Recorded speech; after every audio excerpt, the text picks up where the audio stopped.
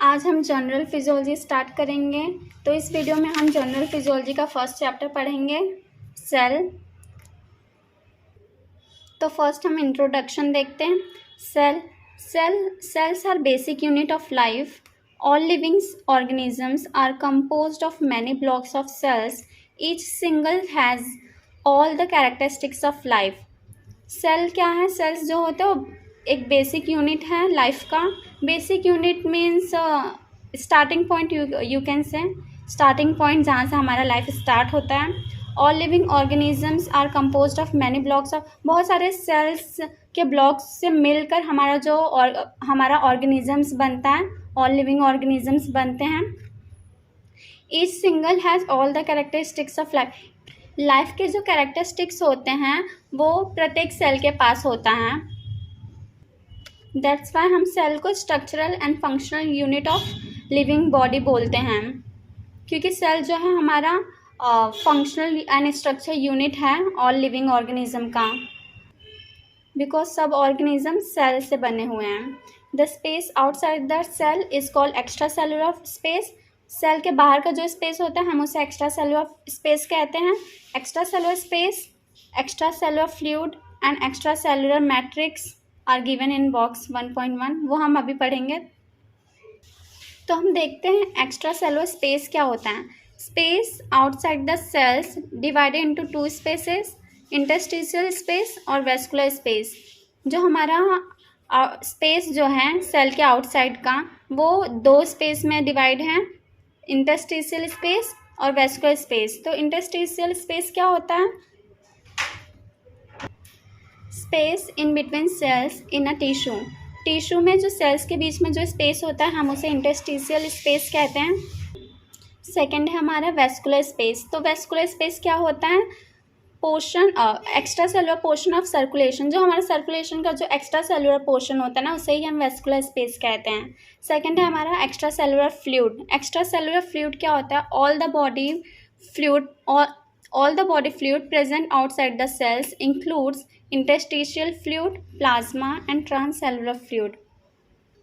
Cell के बाहर side में जो हमारे जितने भी बॉडी फ्लूइड्स प्रेजेंट होते हैं उसमें हमारा interstitial fluid and plasma and transcellular fluids include होते हैं। वो सब ये तीनों चीज़ें हमारे जो सेल के आउटसाइड का जो स्पेस है वहाँ पर प्रेजेंट होते हैं। थर्ड है हमारा extracellular matrix. Complex mesh work of component secreted by the cells are present in interstitial space। Cell के द्वारा जितने भी हमारे कॉम्प्लेक्स नेटवर्क लाइक कंपोनेंट्स और स्ट्रक्चर जितने भी सिक्रेट होते हैं वो हमारा इंटरस्टिशियल स्पेस में प्रेजेंट होता है। मेजर कंपोनेंट्स आर, उसमें से जो मेजर कंपोनेंट्स है वो क्या है? Glycoproteins, proteoglycans and fibrous protein. Such fibrous protein में हमारा क्या क्या होता है? Collagen and elastin. कोई पूछे फाइब्रस प्रोटीन क्या क्या होता है, क्या है? तो कोलेजन एंड इलास्टिन है हमारा फाइब्रस प्रोटीन का एग्जाम्पल। यहाँ पर जनरल कैरेक्टरिस्टिक्स दिए गए हैं सेल के, तो देखते हैं क्या क्या कैरेक्टरिस्टिक्स होता है सेल का। Each cell in the body needs nutrition and oxygen, produces its own energy necessary for its growth, repair and other activities. हमारे बॉडी में जितने भी सेल हैं उनको ऑक्सीजन एंड न्यूट्रिशंस की ज़रूरत होती है और वो खुद एनर्जी प्रोड्यूस करते हैं खुद के growth and repayment and other activities के लिए। हमारा थर्ड कैरेक्टरिस्टिक्स है सेल का, eliminates carbon dioxide and other metabolic wastage. और एंड कार्बन डाइऑक्साइड और जो भी अदर मेटाबॉलिक जो भी वेस्टेज है वो एलिमिनेट करते बाहर निकालते हैं। Maintains the medium that is the environment for its survival. अपने खुद के जीवन सर्वाइवल के लिए वो क्या करते हैं? अपना एनवायरनमेंट मेंटेन करते हैं, जो मीडियम होता है उनका वो मेंटेन करते हैं। Shows immediate response to the entry of invaders such as bacteria और toxic substances in the body. किसी भी foreign particle and pathogens such as bacteria, toxic substances के अगेंस्ट वो इमीडिएट रिस्पॉन्स दिखाते हैं, तुरंत वो उसके अगेंस्ट रिस्पॉन्ड करते हैं। 6 है हमारा रिप्रोड्यूसेस बाय डिवीज़न। वो कैसे रिप्रोड्यूस करते हैं? डिवीज़न के थ्रू। There are some exceptions such as neuron, यहाँ पर एक्सेप्शन में हमारा न्यूरॉन है जो रिप्रोड्यूस नहीं करता है, विच डू नॉट रिप्रोड्यूस। अब हम टिश्यू के बारे में पढ़ेंगे। टिश्यू क्या होता है? Tissue is defined as a group of cells having similar function. Tissue कैसे बना होता है? बहुत सारे ग्रुप ऑफ सेल्स के मिलने से टिश्यू बनता है जिनका फंक्शन सेम होता है। There are many types of tissues in body. Body के अंदर बहुत सारे अलग अलग टाइप के टिश्यू होते हैं। All the tissues are classified into 4 major types. जितने भी टिश्यू है वो 4 मेजर टाइप में क्लासिफाइड हैं, which are called primary tissues. Primary tissues में हमारा क्या क्या आता है? Muscle tissue, nervous tissue, epithelial tissue, connective tissue. Muscle tissue में हमारा क्या क्या होता है? Skeletal muscle, smooth muscle and cardiac muscle. Nervous tissue में हमारा neurons and supporting cells. Epithelial tissue में कौन कौन से टिश्यूज होते हैं? Squamous tissue, columnar tissue, cuboidal tissue, epithelial cells. Connective tissues में हमारा क्या होता है? Connective tissue proper, cartilage and bone and blood. तो आपको ये सब अच्छे से याद रखना है। मसल टिश्यू में क्या क्या होता है, कौन कौन से muscle, skeletal muscle, smooth muscle, cardiac muscle, ये सब मसल टिश्यू के हैं एग्जाम्पल्स हैं, मसल टिश्यू में आते हैं। नर्वस टिश्यू में हमारे क्या क्या आता है? Neuron and supporting cells. Epithelial tissue में क्या क्या आता है? Squamous tissue, columnar tissue, cuboidal tissue, epithelial sales.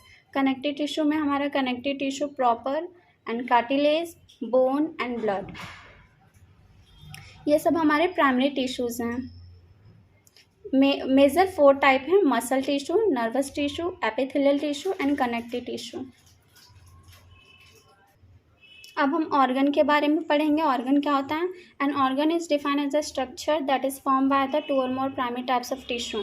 जो हमने अभी प्राइमरी टिश्यूज़ के टाइप देखे हैं, तो उसमें उस 2 या 2 से ज़्यादा जब टिश्यू मिलकर जो स्ट्रक्चर फॉर्म करते हैं उसे ही हम ऑर्गन कहते हैं। बहुत सारे अलग अलग टिश्यू मिलकर जो स्ट्रक्चर फॉर्म करते हैं उसे ही हम ऑर्गन कहते हैं। आप इजी वे में बोल सकते हैं, बहुत सारे टिश्यू के मिलने से जो स्ट्रक्चर फॉर्म होता है उसे ही हम ऑर्गन कहते हैं। Which execute the function of the organ, जो ऑर्गन का फंक्शन परफॉर्म करते हैं। Some organs are composed of all the 4 types of primary tissue. जो कुछ ऑर्गन जो होते हैं वो जो हमारे 4 टाइप्स के थे ना प्राइमरी टिश्यू, चारों से मिलकर बने होते हैं। अब हम सिस्टम के बारे में पढ़ेंगे। सिस्टम क्या होता है? The organ system is defined as a group of organ that work together to carry out specific functions of the body. किस बॉडी का कोई भी एक स्पेसिफिक फंक्शन परफॉर्म करने के लिए जो ग्रुप ऑफ ऑर्गन होते हैं वो साथ में मिलकर काम करते हैं, उसे ही हम ऑर्गन सिस्टम कहते हैं। इस system perform a specific function. जितना प्रत्येक जो भी सिस्टम है ना वो एक स्पेसिफिक फंक्शन परफॉर्म करता है। Digestive system is concern with digestion of food particle. जो हमारा डाइजेस्टिव सिस्टम है वो क्या फंक्शन परफॉर्म करता है? वो फूड पार्टिकल्स को डाइजेस्ट करने का फंक्शन परफॉर्म करता है। जो हमारा एक्सक्रीटरी सिस्टम है वो अनवांटेड सब्सटेंसेस को एलिमिनेट करने का फंक्शन परफॉर्म करता है। एलिमिनेट करना मतलब बाहर निकालना, अनवांटेड सब्सटेंसेस को बाहर निकालने का काम करता है। कार्डियोवैस्कुलर सिस्टम क्या करता है? Is responsible for transport of substances between the organs. Organ के बीच में जो भी हमारा सब्सटेंसेस का ट्रांसपोर्ट होता है वो जो फंक्शन है वो कार्डियोवैस्कुलर सिस्टम के थ्रू होता है। Respiratory system is concern with the supply of oxygen and removal of carbon dioxide. Respiratory system क्या करता है? ऑक्सीजन सप्लाई करता है एंड कार्बन डाइऑक्साइड रिमूव करता है। फिर हमारा रिप्रोडक्टिव सिस्टम है is involve in reproduction of species के रिप्रोडक्शन के लिए हमारा रिप्रोडक्टिव सिस्टम इन्वॉल्व होता है। देन हमारा है एंडोक्राइन सिस्टम। वो क्या करता है? Growth of the body and regulation and maintenance of normal life. Endocrine system हमारे बॉडी का ग्रोथ में एंड नॉर्मल लाइफ के लिए हम जो भी हमारे फंक्शंस है वो रेगुलेट करना, मेंटेन करने का काम हमारा एंडोक्राइन सिस्टम करता है। Musculoskeletal system is responsible for stability and movement of the body. Muscular skeletal system क्या करता है, स्टेबिलिटी एंड मूवमेंट में हेल्प करता है बॉडी के। देन हमारा नर्वस सिस्टम है। नर्वस सिस्टम कंट्रोल्स द लोकोमोशंस क्या होता है, एक जगह से दूसरे जगह जाना, and other activities including the intellectual function. Nervous system हमारा अदर एक्टिविटीज कंट्रोल करता है एंड लोकोमोशन को कंट्रोल करता है। अब हम स्ट्रक्चर ऑफ द सेल पढ़ेंगे। सेल का structure, each cell is form by the cell body and membrane covering the cell body called cell membrane. प्रत्येक सेल हमारा सेल बॉडी और सेल मेम्ब्रेन से बना हुआ होता है। Cell body has two parts namely nucleus, cytoplasm surrounding the nucleus. Cell body हमारा two parts से बना हुआ है। टू पार्ट्स होते हैं सेल बॉडी में, न्यूक्लियस एंड साइटोप्लाज्म। साइटोप्लाज्म के सराउंडिंग में न्यूक्लियस के सराउंडिंग में हमारा साइटोप्लाज्म होता है। Thus the structures of cell are three categories. जो सेल का स्ट्रक्चर है उसमें क्या क्या होता है, cell membrane, cytoplasm and nucleus. तो फर्स्ट हम सेल मेम्ब्रेन के बारे में पढ़ेंगे। Cell membrane is a protective sheet. जो सेल मेम्ब्रेन है वो क्या है, प्रोटेक्टिव शीट है। एनवेलपिंग द सेल बॉडी को कवर किया हुआ। It is also known as plasma membrane. Cell membrane को हम प्लाज्मा मेम्ब्रेन भी कहते हैं। This membrane separates the fluid outside the cell called extracellular fluid. ये मेम्ब्रेन एक्स्ट्रासेलुलर फ्लूइड और इंट्रासेलुलर फ्लूइड को सेपरेट करने में हेल्प करती है।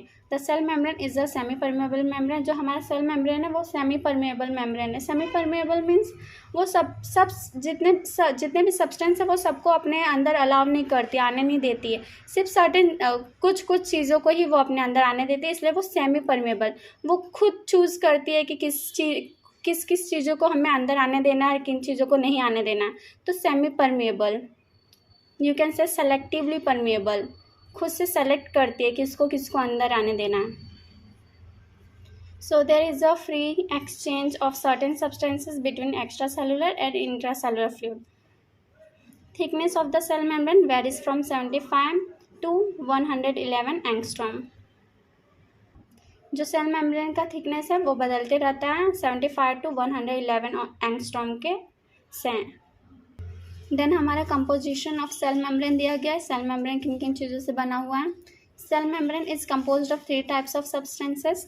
ये तीन सब्सटेंसेस से मिलकर बना हुआ है, प्रोटीन, लिपिड्स एंड कार्बोहाइड्रेट्स। हमारा सेल मेम्ब्रेन किन किन चीज़ों कौन से तीन सब्सटेंसेस से मिलकर बना हुआ है, proteins, lipids and carbohydrates. Proteins कितने परसेंट, 55%, लिपिड्स 40% एंड कार्बोहाइड्रेट 5%। सबसे कम हमारा कार्बोहाइड्रेट है, सबसे ज़्यादा हमारा प्रोटीन है 55% और लिपिड 40%। देन हमारा है स्ट्रक्चर ऑफ सेल मेम्ब्रेन।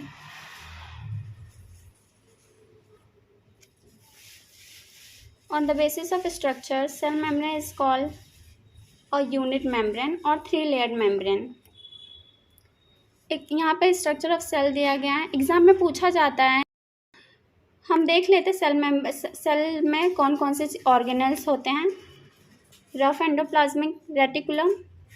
ये रफ क्यों होता है, क्योंकि जो हमारा एंडोप्लाज्मिक रेटिकुलम होता है उस पर राइबोसोम्स होते हैं, इसलिए वो रफ दिखता है, इसलिए हम इसे रफ एंडोप्लाज्मिक रेटिकुलम कहते हैं। Nucleolus, Golgi apparatus, centrioles, smooth endoplasmic reticulum. इस पर कोई राइबोसोम्स नहीं होता एक भी, इसलिए स्मूथ दिखता है, इसलिए हम इसे स्मूथ एंडोप्लाज्मिक रेटिकुलम कहते हैं। Microtubule, cytoplasm. सेल में तो मेन तो cell membrane, cytoplasm and nucleus तो होता ही है, और बाकी जो ऑर्गेनल्स है वो क्या क्या हैं, mitochondria, microfilament, ribosomes, nucleus, lysosome and secretory vesicle. ये सब सेल ऑर्गेनल्स हैं। सेल का स्ट्रक्चर आप लोग याद रखना, बिकॉज एग्ज़ाम में आता है बनाने के लिए ये स्ट्रक्चर। यहाँ पर सेल मेम्ब्रेन का डायग्राम दिया गया है, आप लोग देख सकते हैं सेल मेम्ब्रेन कैसा दिखता है।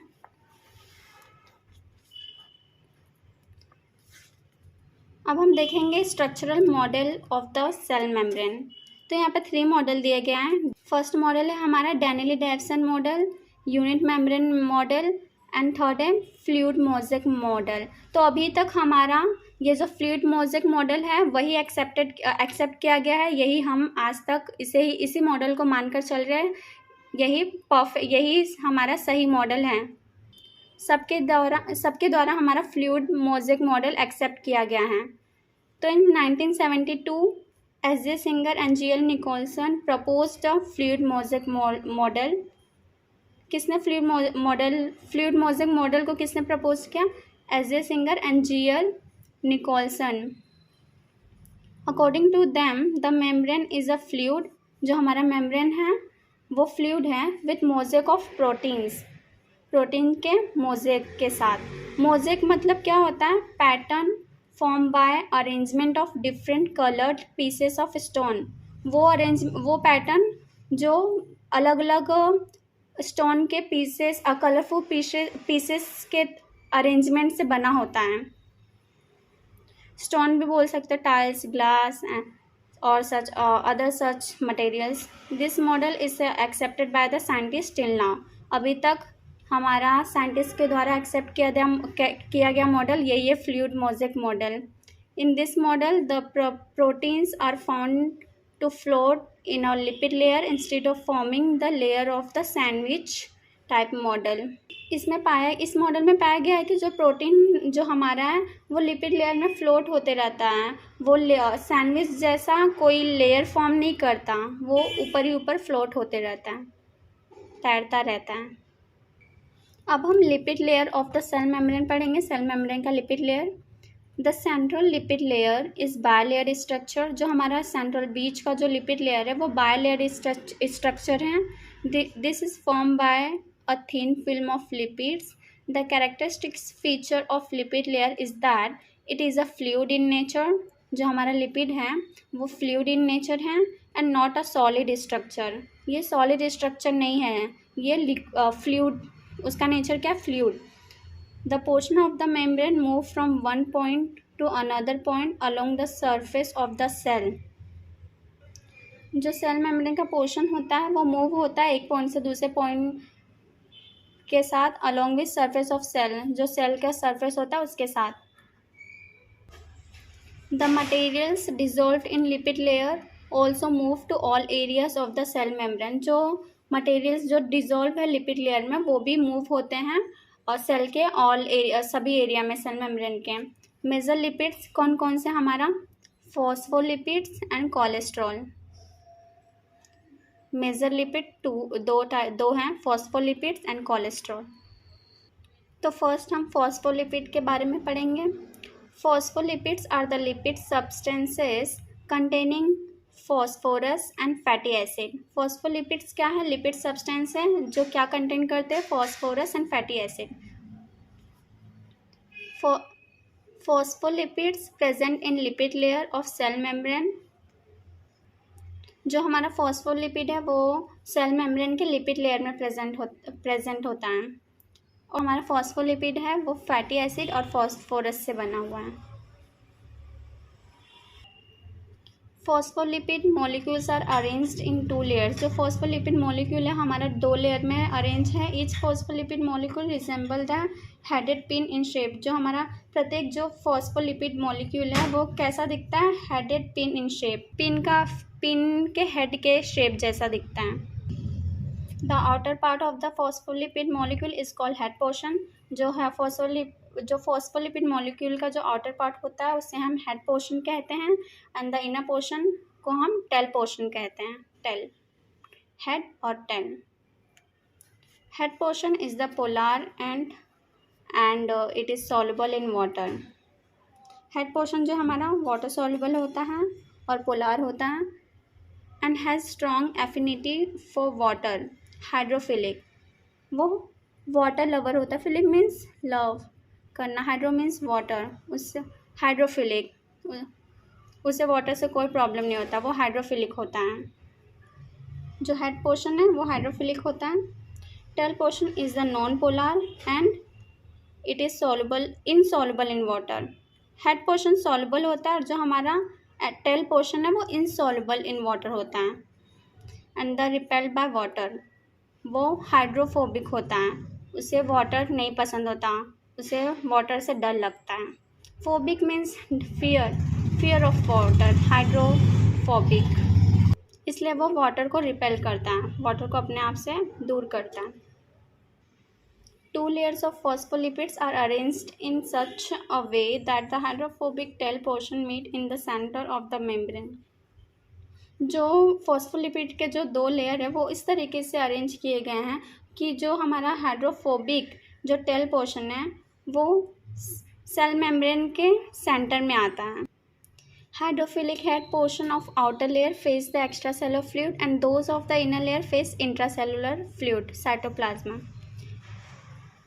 जो आउटर लेयर का जो हाइड्रोफिलिक हेड पोर्शन है वो किस तरफ फेस करता है, एक्स्ट्रा सेलुलर फ्लूइड की तरफ, और जो इनर लेयर है वो इंट्रासेलुलर फ्लूइड की तरफ फेस करता है। Intracellular fluid cytoplasm.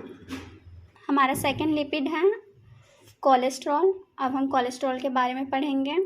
Cholesterol molecules are arranged in between the phospholipid molecules. जो हमारा कोलेस्ट्रॉल मॉलिक्यूल है वो कहाँ अरेंज होता है, in between phospholipid molecules, phospholipid molecules के बीच में। फॉस्फोलिपिड्स आर सॉफ्ट, फॉस्फोलिपिड्स हमारा सॉफ्ट ऑयली इन स्ट्रक्चर होते हैं। And cholesterol helps to pack the phospholipids in the membrane. Cholesterol हमारा फॉस्फोलिपिड को पैक मेम्ब्रेन में पैक करने में हेल्प करता है। So cholesterol is responsible for the structural integrity of lipid layer of the cell membrane. तो cholesterol हमारा structural integrity जो लिपिड लेयर का होता है सेल मेम्ब्रेन का, उसके लिए रिस्पॉन्सिबल होता है, वो हेल्प करता है उसे स्ट्रक्चर को बनाए रखने में। यहाँ पर lipids of the cell membrane का डायग्राम दिया गया है, आप लोग देख सकते हैं। ये इसका structure, hydrophilic portion outer side है, हाइड्रोफोबिक हमारा इनर साइड साइटोप्लाज्म में फेस किया हुआ है। दोनों साइड हमारा हाइड्रोफिलिक है, सेंटर में हमारा हाइड्रोफोबिक पोर्शन है। यहाँ पर कोलेस्ट्रॉल है और ये हमारा फॉस्फोलिपिड्स हैं। जो हमारा हाइड्रोफिलिक हेड पोर्शन है वो आउटर साइड फेस किया है, और जो हमारा हाइड्रोफोबिक जो टेल पोर्शन है वो सेंटर में फेस किया हुआ है, अंदर साइड। अब हम functions of lipid layer in cell membrane पढ़ेंगे। लिपिड लेयर का क्या फंक्शन होता है सेल मेम्ब्रेन में। Lipid layer of cell membrane is a semi permeable membrane. मैंने आपको पहले बताया था जो हमारा सेल मेम्ब्रेन का लिपिड लेयर है वो सेमी परमिएबल होता है। And allows only the fat soluble, वो सिर्फ फैट सॉल्युबल सब्सटेंसेस को अपने थ्रू पास होने अलाउ करता है अंदर जाने के लिए। दस the fat soluble substances like oxygen, कौन कौन से फैट सॉल्युबल सब्सटेंसेस हैं, oxygen, carbon dioxide and alcohol can pass through this lipid layer. Oxygen, carbon dioxide and alcohol ये सब हमारे लिपिड लेयर के थ्रू पास हो सकते हैं, ये इन्हें अलाउ करता है अंदर जाने के लिए। The water soluble substances like, water soluble कौन कौन से सब्सटेंसेस हैं, glucose, urea and electrolytes can not pass through this layer. जो ग्लूकोज और यूरिया और इलेक्ट्रोलाइट्स हैं वो लिपिड लेयर के थ्रू पास नहीं हो सकते हैं, बिकॉज ये वाटर सॉल्युबल सब्सटेंसेस है, लिपिड लेयर इन्हें अलाउ नहीं करता, सिर्फ फैट सॉल्युबल सब्सटेंसेस को वो अपने अंदर अलाउ करता है। नीचे हमारा protein layer of the cell membrane दिया गया है। सेल मेम्ब्रेन का protein layers of cell membrane are electron dense layers. Protein layer जो सेल मेम्ब्रेन का प्रोटीन लेयर है वो इलेक्ट्रॉन डेंस लेयर है। This layers cover the 2 surfaces of the central lipid layer. ये सेंट्रल लिपिड लेयर का 2 surfaces को cover करता है, कौन, protein layer. Protein layers give protection to the central lipid layer, ये सेंट्रल लिपिड लेयर को protect करता है। The protein substance present in this layer are mostly glycoprotein. जो प्रोटीन सब्सटेंसेस है वो मोस्टली कौन से प्रोटीन होते हैं, ग्लाइकोप्रोटीन होते हैं। Proteins molecules are classified into 2 categories, 2 category में क्लासिफाइड हैं, इंटीग्रल प्रोटीन और transmembrane protein, you can say peripheral protein और पेरिफेरल मेम्ब्रेन प्रोटीन। तो प्रोटीन मॉलिक्यूल का 2 कैटेगरी क्या हैं, इंटीग्रल प्रोटीन और ट्रांसमेम्ब्रेन भी बोल सकते हैं, और peripheral protein, peripheral membrane protein. Integral protein और पेरिफेरल मेम्ब्रेन प्रोटीन के बारे में हम अब पढ़ेंगे। तो फर्स्ट है हमारा integral protein. Integral or transmembrane proteins are intrinsic proteins, are the proteins that pass through entire thickness of cell membrane from one side to the other side।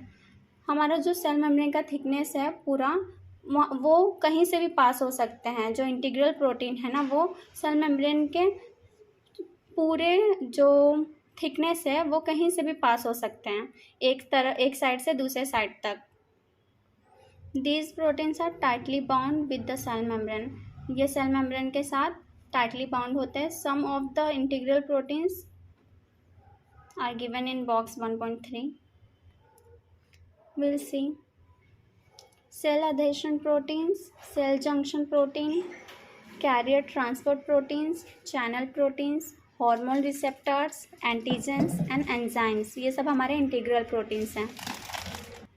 अब हम पेरिफेरल प्रोटीन्स के बारे में पढ़ेंगे। पेरिफेरल प्रोटीन्स और peripheral membrane proteins और extrinsic proteins are the proteins which are partially embedded in the outer and inner surface of the cell membrane. जो हमारे पेरिफेरल प्रोटीन्स हैं, इन्हें हम एक्सट्रिंसिक प्रोटीन्स भी कहते हैं। ये हमारा आउटर मेम्ब्रेन और इनर मेम्ब्रेन जो है सेल मेम्ब्रेन का, उसमें पार्शियली, नॉट पूरे तरीके से नहीं, पार्शियली, आधा उसमें धसा होता है सेल मेम्ब्रेन में। And do not penetrate the cell membrane. वो सेल मेम्ब्रेन को पेनेट्रेट नहीं करता, पूरा अंदर तक पेनेट्रेट नहीं करता, वो सिर्फ पार्शली इम्बेडेड होता है, थोड़ा सा धसा हुआ होता है। Peripheral proteins are loosely bound with integral proteins और lipid layer of cell membrane. और जो हमारा पेरिफेरल प्रोटीन्स है वो लूजली बाउंड होता है with integral protein or you can say lipid layer of cell membrane। So these protein molecules dissociate readily from the cell membrane। So हमारा जो ये इंटीग्रल प्रोटीन है वो सेल मेम्ब्रेन से डिसोसिएट हो जाता है। रेडिली डिसोसिएट मीन्स सेपरेट हो जाता है बिना किसी हेजिटेशन के।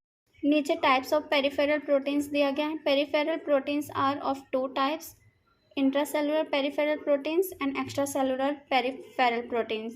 तो इंट्रासेलुलर पेरिफेरल प्रोटीन्स क्या होता है? Which are located on inner surface of cell membrane. जो हमारा सेल मेम्ब्रेन के इनर सरफेस पे लोकेटेड होते हैं वो इंट्रासेलुलर पेरिफेरल प्रोटीन्स होते हैं। सो यहाँ पे एग्जांपल दिया इंट्रासेलुलर पेरिफेरल प्रोटीन्स का। Examples are receptors, transport proteins and some enzymes. Intracellular peripheral proteins के एग्जांपल क्या क्या है? रिसेप्टर्स, ट्रांसपोर्ट प्रोटीन्स और सम एंजाइम्स, कुछ enzymes. Extracellular peripheral proteins that are situated on the outer surface of cell membrane. जो cell membrane के outer surface पे situate जो होता है उसे हम एक्स्ट्रा सेलुलर पेरिफेरल प्रोटीन कहते हैं। एग्जाम्पल क्या है एक्स्ट्रा सेलुलर पेरिफेरल प्रोटीन्स के? Antigens, adhesion protein and some enzymes. आप लोग याद रखना इंट्रा सेलुलर पेरिफेरल प्रोटीन्स के और एक्स्ट्रा सेलुलर पेरिफेरल प्रोटीन्स के एग्जाम्पल्स क्या क्या हैं। अब हम functions of protein in cell membrane पढ़ेंगे। प्रोटीन का क्या फंक्शंस होता है, फंक्शन होता है सेल मेम्ब्रेन में। फर्स्ट फंक्शन क्या है? Integral proteins provide the structural integrity of the cell membrane. जो हमारा सेल मेम्ब्रेन का जो स्ट्रक्चर होता है वो उन्हें इंटीग्रिटी प्रोवाइड करते हैं, जो हमारा इंटीग्रल प्रोटीन है। Channel proteins help in the diffusion of water soluble substances such as glucose and electrolyte। Channel protein हमारा वाटर सोल्यूबल सब्सटेंसेस को डिफ्यूज़न में हेल्प करते हैं। और जो हमारा वाटर सोल्यूबल सब्सटेंसेस है उनके एग्जांपल क्या क्या था? ग्लूकोज, इलेक्ट्रोलाइट्स हमने पढ़ा था पहले। फैट सोल्यूबल और वाटर सोल्यूबल के एग्जांपल। कैरियर और transport proteins help in the transport of substances across the cell membrane by means of active and passive transfer. जो हमारा कैरियर और ट्रांसपोर्ट प्रोटीन है वो हमें सब्सटेंसेस को ट्रांसपोर्ट करने में हेल्प करते हैं across the cell membrane, cell membrane के आर पार, बाय मीन्स ऑफ एक्टिव और पैसिव ट्रांसपोर्ट। किसके थ्रू? एक्टिव और पैसिव ट्रांसपोर्ट के थ्रू। Some carrier proteins act as pumps by which ions are transported actively across the cell membrane. कुछ कैरियर प्रोटीन हमारा किसकी तरह एक्ट करते हैं? पंप की तरह, जिसके थ्रू हमारा आयंस ट्रांसपोर्ट किया जाता है सेल मेम्ब्रेन के अक्रॉस। एक्टिवली ट्रांसपोर्ट होता है वो। फिफ्थ है हमारा receptor proteins serve as the receptor sites for the hormones and neurotransmitter. जो हमारा रिसेप्टर्स प्रोटीन है वो रिसेप्टर साइट्स के जैसे एक्ट करते हैं हार्मोन्स और न्यूरोट्रांसमीटर के लिए। Some of the protein molecules form the enzymes and control chemical metabolic reaction within the cell membrane. कुछ प्रोटीन मॉलिक्यूल्स वो एंजाइम्स फॉर्म करते हैं और जो हमारे सेल मेम्ब्रेन के अंदर केमिकल रिएक्शंस होते हैं उन्हें कंट्रोल करते हैं। Some proteins act as a antigens and induce the process of antibody formation.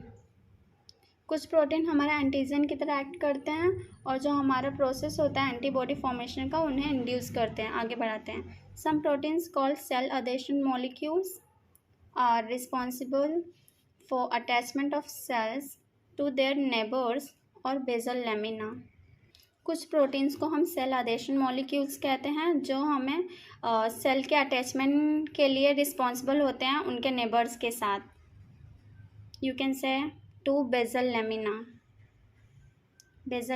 से। अब हमारा है carbohydrates of the cell membrane. Cell membrane के कार्बोहाइड्रेट के बारे में अब हम पढ़ेंगे। Some of the carbohydrate molecules present in the cell membrane are attached to the protein and form glycoprotein और प्रोटियोग्लाइकेंस। कुछ कार्बोहाइड्रेट मॉलिक्यूल जो हमारे सेल मेम्ब्रेन में प्रेजेंट होते हैं वो प्रोटीन के साथ अटैच्ड होकर ग्लाइकोप्रोटीन फॉर्म करते हैं और यू कैन से प्रोटियोग्लाइकेंस फॉर्म करते हैं। Some carbohydrate molecules are attached to lipid and form glycoprotein. कुछ कार्बोहाइड्रेट मॉलिक्यूल लिपिड के साथ अटैच होकर ग्लाइकोलिपिड फॉर्म करते हैं और कुछ प्रोटीन कार्बोहाइड्रेट मॉलिक्यूल प्रोटीन के साथ अटैच्ड होकर ग्लाइकोप्रोटीन फॉर्म करते हैं। Carbohydrate molecules form a thin and loose covering over the entire surface of cell membrane. जो कार्बोहाइड्रेट मॉलिक्यूल है वो क्या thin and loose cover form करता है सेल मेम्ब्रेन के एंटायर सरफेस पर। उसे हम क्या कहते हैं? ग्लाइकोकैलिक्स। यहाँ पर हमारा फंक्शंस ऑफ कार्बोहाइड्रेट्स दिया गया है in cell membrane. Cell membrane में कार्बोहाइड्रेट के क्या फंक्शंस होते हैं? Carbohydrate molecules are negatively charged and do not permit the negatively charged substances to move in and out of the cell. Carbohydrate molecule हमारा negatively charge होता है, negative charge होता है, इसलिए वो अपने अंदर नेगेटिव चार्ज सब्सटेंसेस को अलाउ नहीं करता अंदर और बाहर जाने के लिए। ग्लाइकोकैलिक्स अभी हमने ऊपर पढ़ा। ग्लाइकोकैलिक्स क्या होता है? जो सेल मेम्ब्रेन के ऊपर थिन और लूज कवरिंग होता है एंटायर सरफेस पे सेल मेम्ब्रेन के, उसे हम ग्लाइकोकैलिक्स कहते हैं ना। तो glycocalyx from the neighbouring cells helps in the tight fixation of cells with another.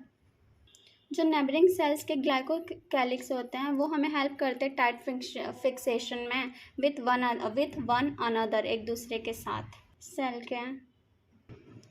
Some carbohydrate molecules function as the receptors for some hormones. कुछ कार्बोहाइड्रेट मॉलिक्यूल हमारे कैसे फंक्शन करते हैं? रिसेप्टर्स के जैसे। कुछ फॉर सम हार्मोन्स, कुछ hormones के लिए। तो इस वीडियो में हम इतना ही पढ़ेंगे। नेक्स्ट वीडियो में हम इसके आगे कंटिन्यू करेंगे। इस वीडियो में मैं टाइप्स ऑफ ऑर्गन्स पढ़ाना भूल गई थी। तो टाइप्स ऑफ ऑर्गन्स के कितने टाइप होते हैं? 2 टाइप्स, ट्यूबुलर और compact.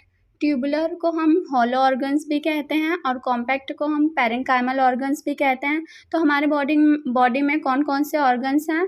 Brain, heart, lungs, stomach, intestine, liver, gall bladder, pancreas, kidney, endocrine glands etcetera. ये सब हमारे बॉडी में ऑर्गन